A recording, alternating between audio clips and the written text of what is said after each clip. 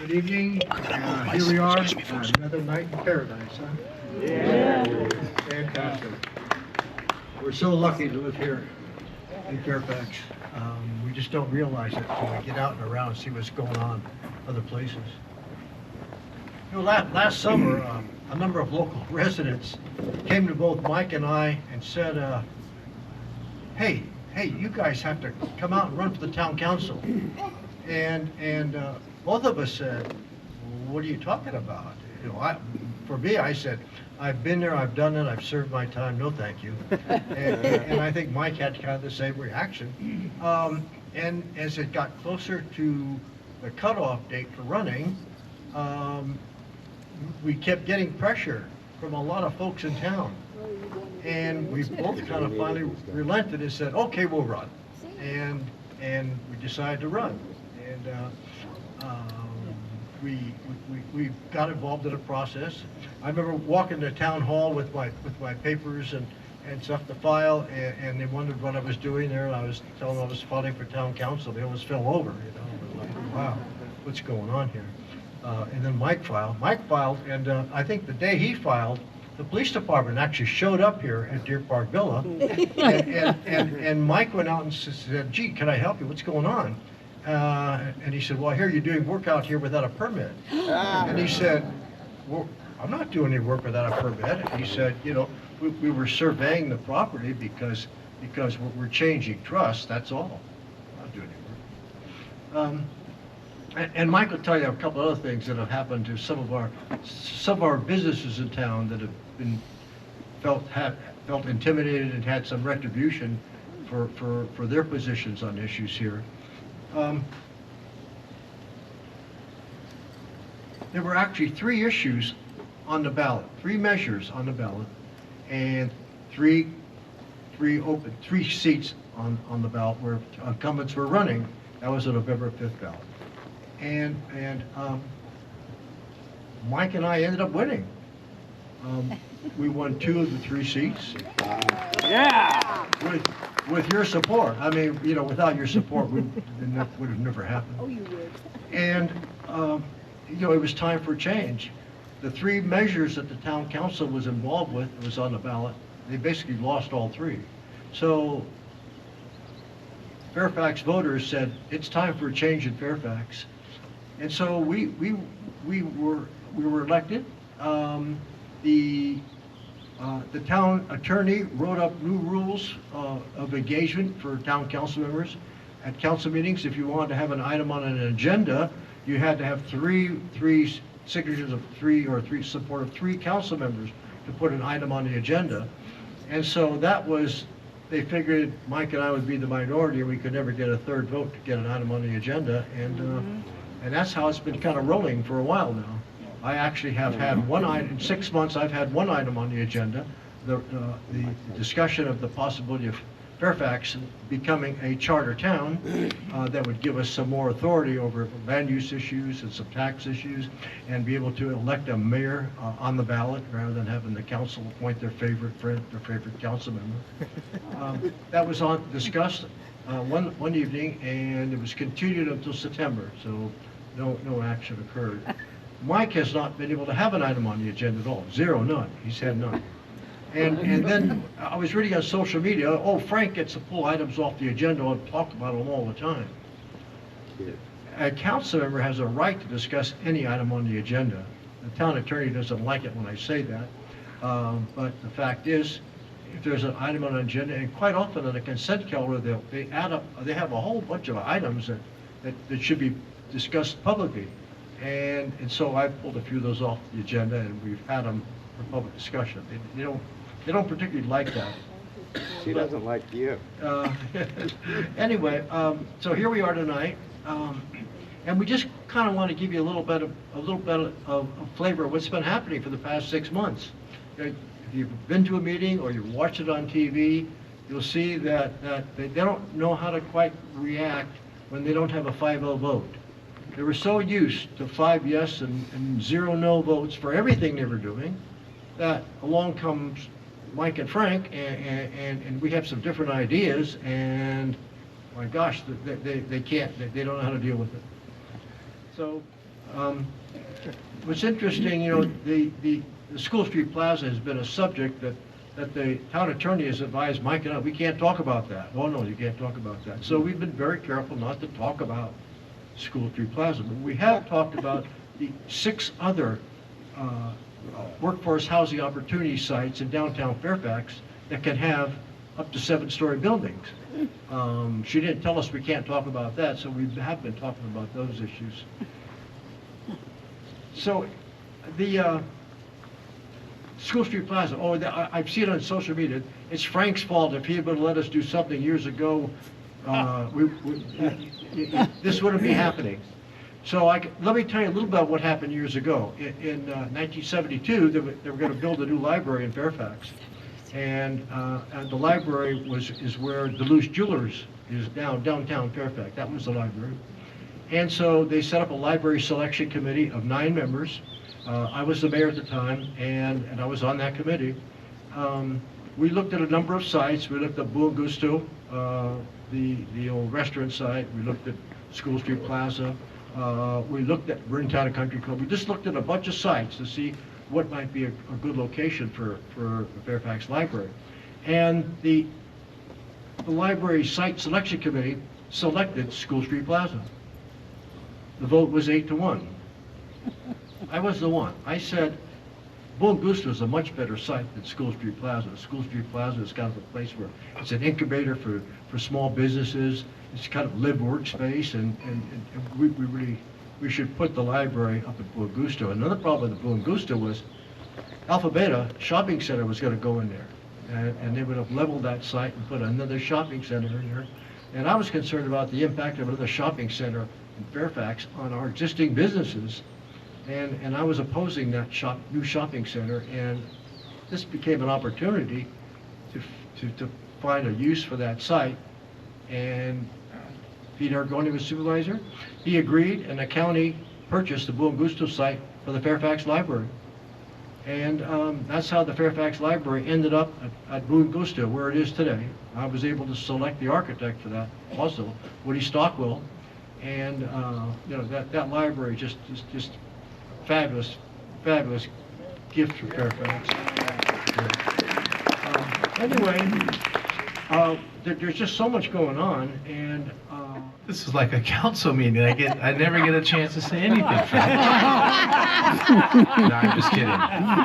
By the way, most of you know, but some of you may not. But Frank and I served on the council. My first time was in '96, and then I got reelected in 2000. We both exited in 2004, and we were kind of famous for not getting along. Yeah. But the truth of the matter is, we both love Fairfax, and it's okay to have a difference of opinion on ideas. But the problem that I'm finding on this new adventure, and Frank was right, we weren't looking to be on the town council. We're happy to be on the town council. We are honored to be and honored to serve. Myself, I just care about your town, and I'm fortunate to have been a busboy here, which is true. I know a lot of people go, oh man, you, Gary Gelly, blah, blah, blah. Yeah, come on in. This is a family restaurant business that I grew up at, and it's a beautiful place, but like everything else in this world, you got to put some time in. And but what's great about it is my family's been here since 1937, so I know my dad used to ride his horses down Center Boulevard with Chuck Perry from Perry's Silver Dollar, and bring home a rabbit for dinner. So that wasn't that long ago. That was my father. So I now live on the property. I have for the last almost 5 years. And so when I decided to run, I said, okay, this will be good. There's a lot of people out there telling me that they're not being heard. No one's listening to them.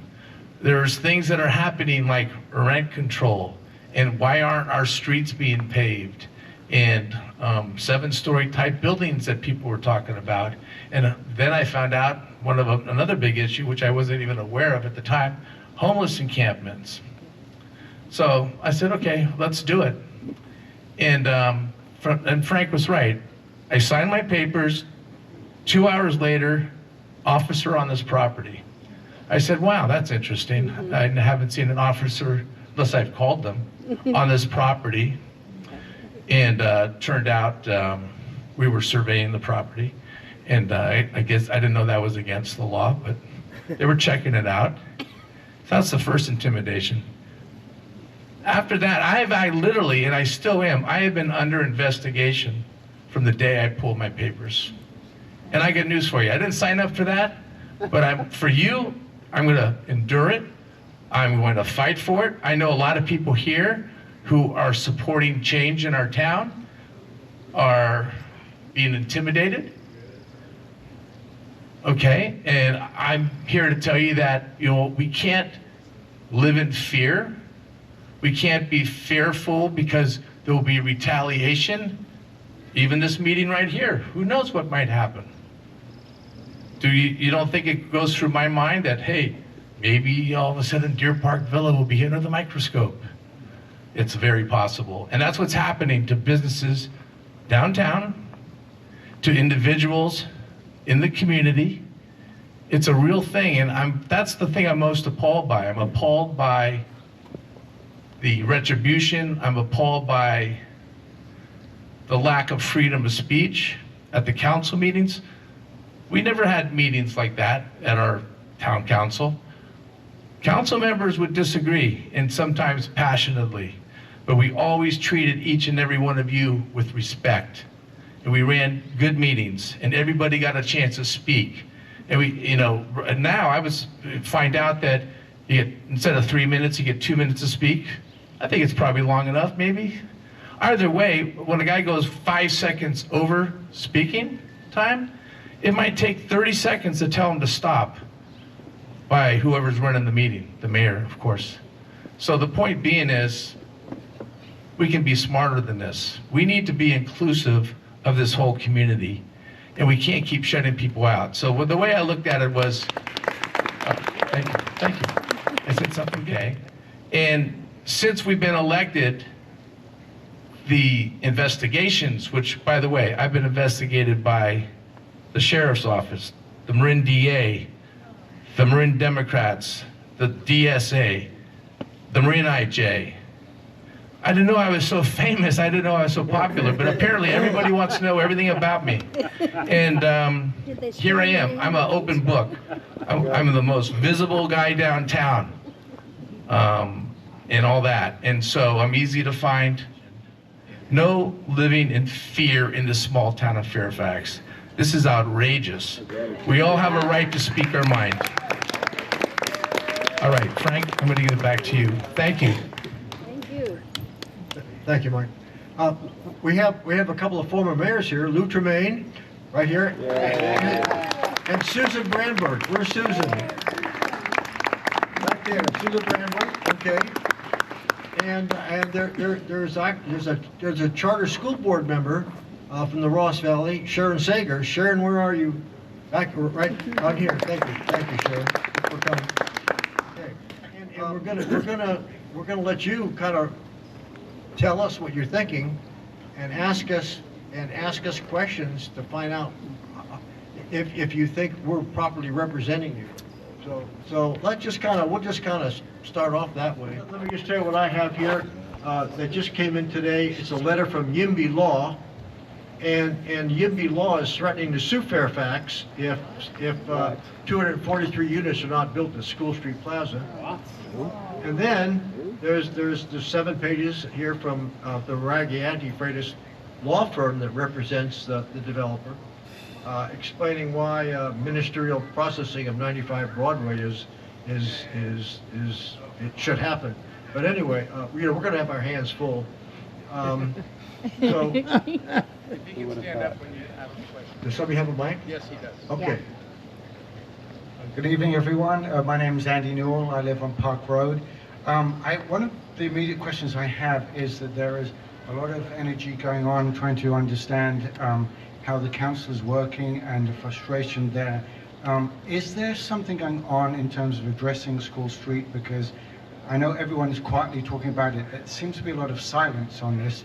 And I was expecting by this time that groups of people will be actually coming up with plans about at least how to make this obvious and visible, because so many people in Fairfax, obviously not here, are completely unaware of what's going on or the threat of what's going on.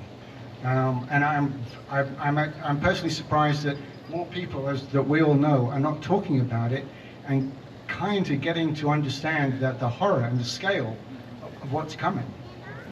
And I could ask a very, very quick question, because you've got lots of people to ask, is great that we're doing this, but I do have other council members or possible council members in mind in the future to take the place of council. Okay, Park Road and Merwin are going to become major accesses for that project. Should it go through a process and be approved? They're claiming they don't have to go through a process, no additional environmental work, no public hearings, no town council vote. And so this is going to be played out someplace. It's probably going to be played out in court one of these days. That's probably where it's going. But we need to engage that whole neighborhood, Park and Merwin, and the side streets, Rustic, etc. Those folks, they live in that neighborhood, and they need to know what's happening, and it's up to us to make sure that they're included in this process. Well, I think that it is just starting, basically. You know, people, it is coming more to light. I've noticed that when I ran, some of you might have seen, there was a big 7-story building on my postcard, and I said, "Stop this." That was what I was running. When I got elected, I said I can't say anything. Isn't that fun? Yeah, I agree. And so I'm not saying anything right now either. Ha. But I will say that people who opposed me, which is fine, that's how we run elections. Sometimes you get a vote, sometimes you don't get a vote. And people who right up opposed Frank. One thing I've noticed is that everybody in town seems to be against this project. There might be a handful of people that aren't. I had a few people tell me, it was a very low percentage of people that said, "Hey, I like this idea." And so it is just beginning. It's going to have to be kind of grassroots as much as possible. And the council has to be judicial, and we have to listen carefully. And but you don't. If you know what I mean. This needs to be a grassroots effort. Take a look at what, if I may, I have to. Well, and I'll speak next. Would you? Okay, I'd like this. Okay, and yeah, I'm going to let Lou Tremaine even answer it, because as a citizen, Lou was able to do something that was helpful, I imagine. Just what is going to happen. Okay, so Lou Tremaine, if you could stand up and introduce yourself. My name's Lou Tremaine. I was the mayor of this town 3 times. And most recently, I always said that I'd have to get real pissed off to get involved again. And here we go. So when we like to call it Death Trap Tower at School Street, and when it became apparent that the council was going to basically sit on their hands, just like they did with the housing element, and do nothing, and just let it happen, I couldn't sit there and let that happen. So I filed an appeal with the town saying, for all these reasons, this does not qualify for the exemptions that they're claiming. And lo and behold, and we had to go to court around it to literally jam the council majority and the town staff into admitting that our points were valid, and to admitting that no, there was no exemption that was required. They had to make the developer go through the process. which is not what they wanted or thought was going to happen. They thought they were going to get a hall pass, and they didn't get a hall pass. So this is going to be a fight. There's no question about it. I filed a second appeal, and when I filed the first appeal, the town rejected it. They rejected the appeal. And it was like, okay. So then we went to court and tried to get an injunction, and the judge said, this is premature, we can't do that. So you don't get your injunction, but it caught the town's attention. And the town sent a letter to the developer saying, A, you don't have a complete application here, go back to the drawing board. B, you don't get the exemptions you're claiming for a number of reasons. And the second appeal was that they left a lot out of that letter. So we came back with a second appeal. They rejected it. Of course they did. We knew they were going.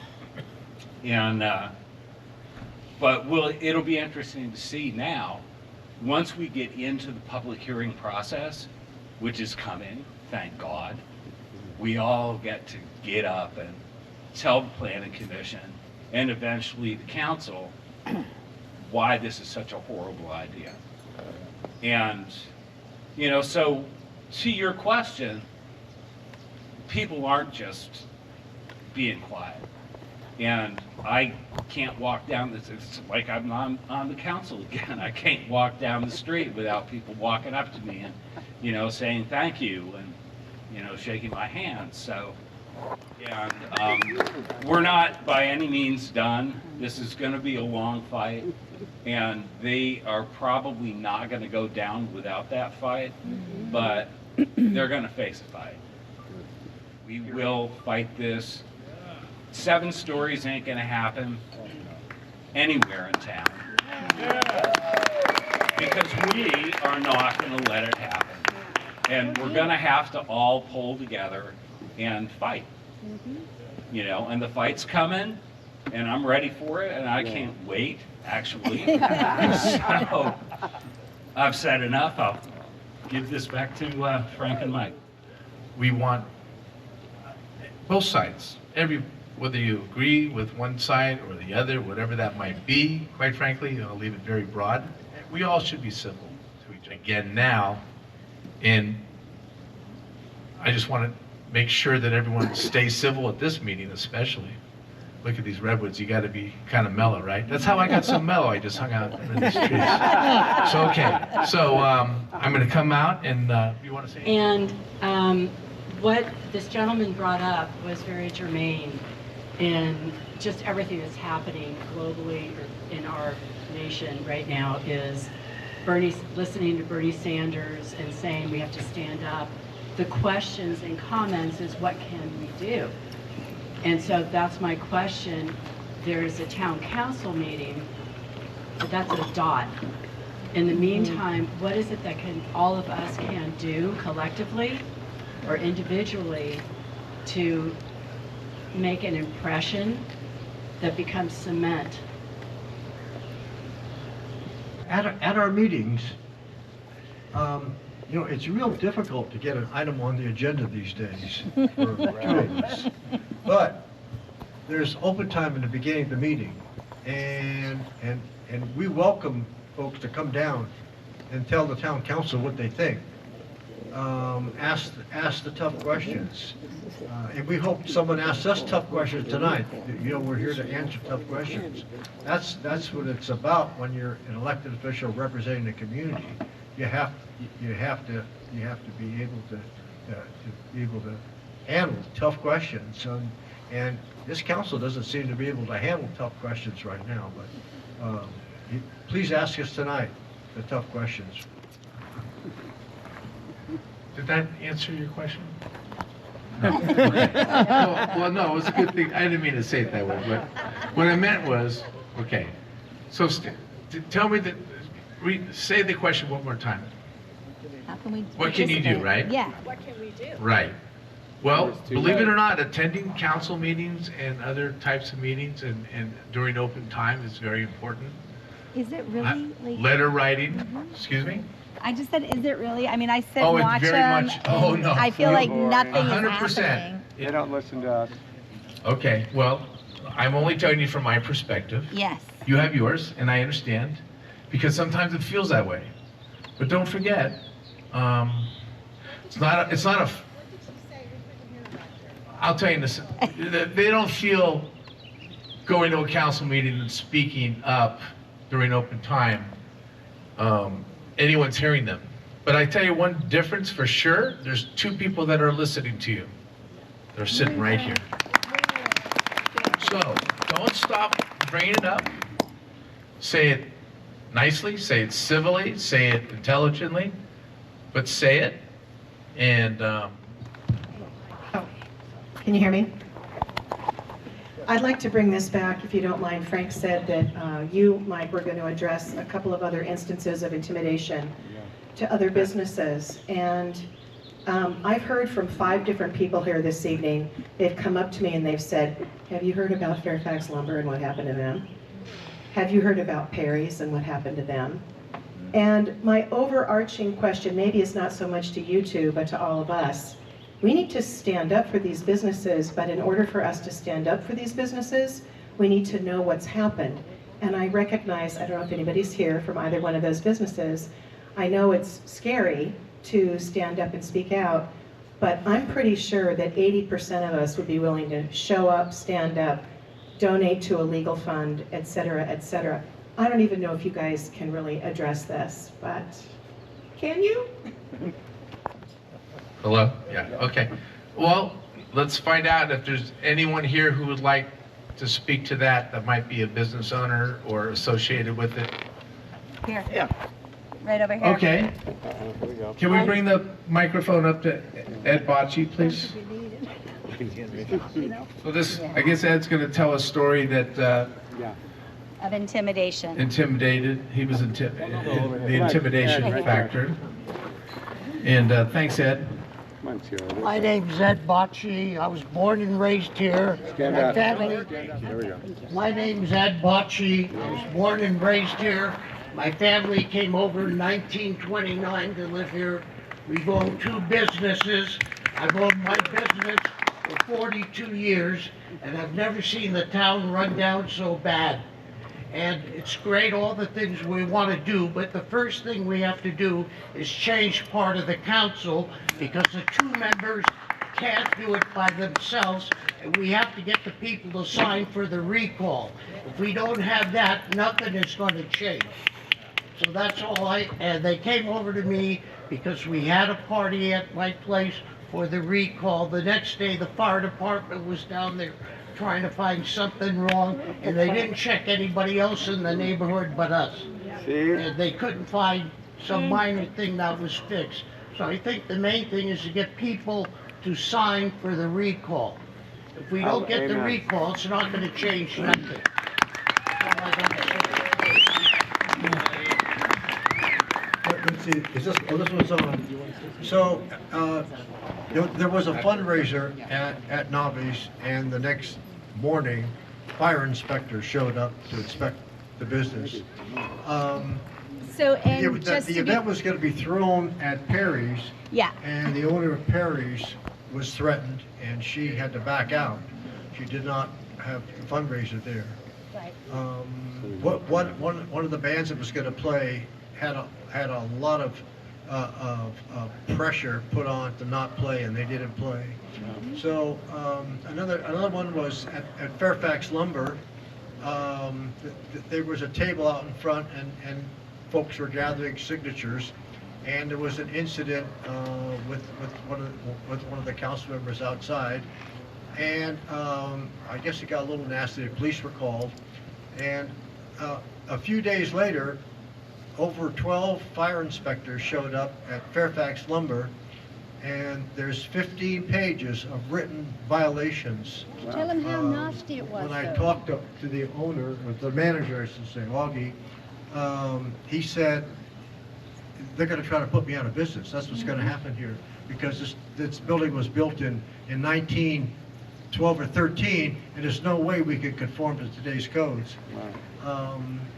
So, and then another one just occurred at the coffee roastery. They put a big sign up at the top of the building. Oh, yeah. And the town has notified them that they're being fined $100 a day. Now it's going, I think, to $200 a day, and it's gonna go to $500 a day if they don't take the sign down. Wow. So, they put the sign up without a permit, and they gotta deal with that. But I don't know of another business in town who's been fined or threatened with fines over putting a sign up. People put signs up all the time, and wow, they're really going after the coffee roasters. So